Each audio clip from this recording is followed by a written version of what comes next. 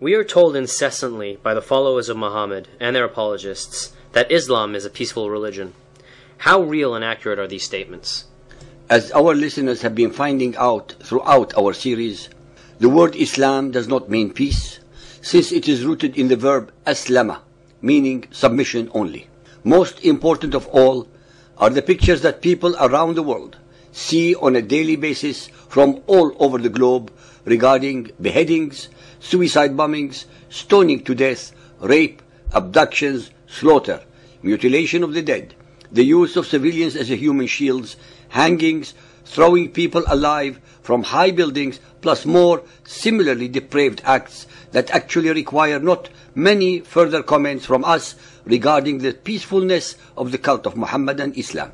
We must add more to the above. Pictures of little Muhammadan children being indoctrinated in schools and mosques with hating all so-called unbelievers, 80% of humanity, all Christians, Buddhists, Hindus, animists, Jews, atheists, Sikhs, Baha'is, etc., etc., with some of them wearing simulated suicide bomb straps. It was Muhammad who, 1400 years ago, unilaterally declared total and eternal war against all those who do not believe as he and his followers do. It was Muhammad who, 1400 years ago, split humanity into two camps. The camp of peace, Dar al-Salam, that of the Muhammadan Islam, and the camp of war, Dar al-Harb, the territories of all others. Muhammad in his Quran made his new cult and his followers superior to any and all unbelievers.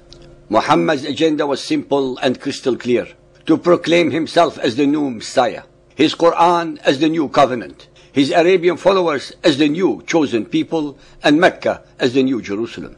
I shall now recite only a few self-evident examples from among hundreds of verses that fill the chapters of the Quran and Hadith to prove my statements. Al-Baqarah 2.120. Never will the Jews or the Christians be satisfied with thee unless thou follow their form of religion. Say, the guidance of Allah, that is the only guidance. Our religion is the baptism of Allah, and who can baptize better than Allah? Since the baptism of Allah is the highest form, then all others are inferior. Al-Imran 3.19. The religion before Allah is Islam, submission to His will, and believe no one unless he follows your religion. If anyone desires a religion other than Islam, submission to Allah, never will it be accepted of him. The earlier two verses are elitist, discriminatory and racist, and are actually the precursors to Hitler's Deutschland über alles. Al-Ma'idah 5. This day have I perfected your religion for you, and completed my favor upon you, and have chosen for you Islam as your religion. Al-Tawbah 9.29. Fight those who believe not in Allah, nor the last day, nor hold that forbidden, which has been forbidden by Allah and His Apostle, nor acknowledge the religion of truth, even if they are of the people of the book, until they pay the jizya with willing submission and feel themselves humiliated. Even though the people of the book preceded Muhammad and his Quran in their belief in the one and only God of Israel and Jesus, nonetheless, Muhammad demands that they are treated with utter contempt and subjugation because they do not believe that he is the Prophet of Allah. Al-Tawbah 9.33. It is he who hath sent his apostle with guidance and religion of truth, Islam, to proclaim it over all religions, even though the pagans may detest it. Again, the declared and unambiguous superiority complex of Muhammad is crystal clear. Al-Hajj 22.78. And strive in his cause, jahidu, as you ought to. He has chosen you and has imposed no difficulties on you in religion. It is the cult of your father, Abraham. It is he who has named you Muslims, both before and in this revelation. It is he who has named you Muslims both before and in this revelation has only one meaning: that the Arab people who followed the earlier revelations, the Jews and the Christians of Arabia, are also called Muslims, just like the followers of Muhammad, since they were the first to submit to the will of the one and only God of Israel and Jesus. Al-Fath 48.28.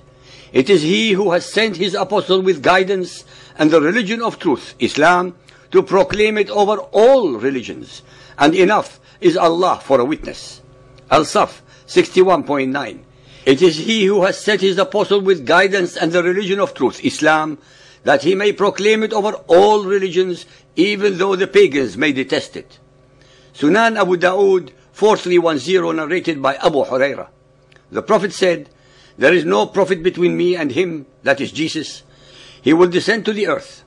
When you see him, recognize him, a man of medium height, reddish fair, wearing 2 light yellow garments, looking as if drops were falling down from his head, though it will not be wet. He will fight the people for the cause of Islam. He will break the cross, kill swine, and abolish jizya. Allah will perish all religions except Islam. He will destroy the Antichrist and will live on the earth for 40 years, and then he will die. The Muslims will pray over him." Can any sane human being explain this drivel? Now we come to the masterpiece of tolerance, the Charter of Umar, which does not leave much to the human intellect. In the name of Allah, the Merciful and Compassionate. This is a letter to the servant of Allah, Umar ibn al-Khattab, commander of the faithful, from the Christians. When you came against us, we asked you for safe conduct, aman, for ourselves, our descendants, our property, and the people of our community, and we undertook the following obligations towards you. We shall not build in our cities or in their neighborhood new monasteries, churches, convents, or monks' cells. Nor shall we repair, by day or by night, such of them as fall in ruins or are situated in the quarters of the Muslims. We shall keep our gates wide open for passers-by and travelers. We shall give board and lodging to all Muslims who pass our way for 3 days. We shall not give shelter in our churches or in our dwellings to any spy, nor bide him from the Muslims. We shall not teach the Quran to our children. We shall not manifest our religion publicly, nor convert anyone to it.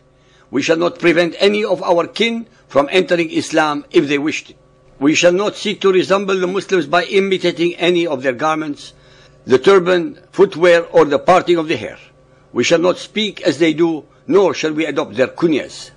We shall not mount on saddles, nor shall we gird swords, nor bear any kind of arms, nor carry them on our persons. We shall not engrave Arabic inscriptions on our seals. We shall not sell fermented drinks.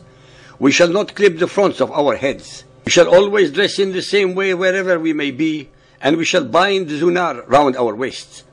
We shall not display our crosses or our books in the roads or markets of the Muslims.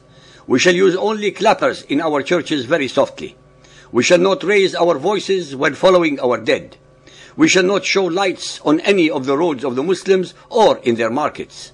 We shall not bury our dead near the Muslims. We shall not take slaves who have been allotted to Muslims. We shall not build houses overtopping the houses of the Muslims. We accept these conditions for ourselves and for the people of our community, and in return we receive safe conduct. If we in any way violate these undertakings, for which we ourselves stand surety, we forfeit our covenant, dhimma, and we become liable to the penalties of contumacy and sedition. It is imperative that our listeners comprehend the following. 1. The Muhammadans were imposing degrading and discriminatory rules on the conquered peoples in their own homeland by the aggressors. 2. The Muhammadan Muslims were protecting the natives from whom? 3.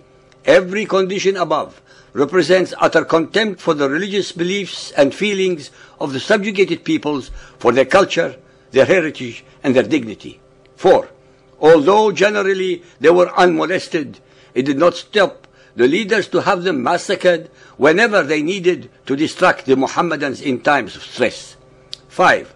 While the Muhammadan Muslims in the majority of their countries continue to implement many of the above against all unbelievers, they, with an obscene degree of hypocrisy, demand all human rights in the democracies, and at the same time disloyally intend to bring down the institutions of the host countries to their abysmal level of intolerance, ignorance, and stupidity. I would like to leave any further conclusions or comments to our listeners regarding the mercy and compassion of Muhammadan Islam vis-à-vis the people of the book.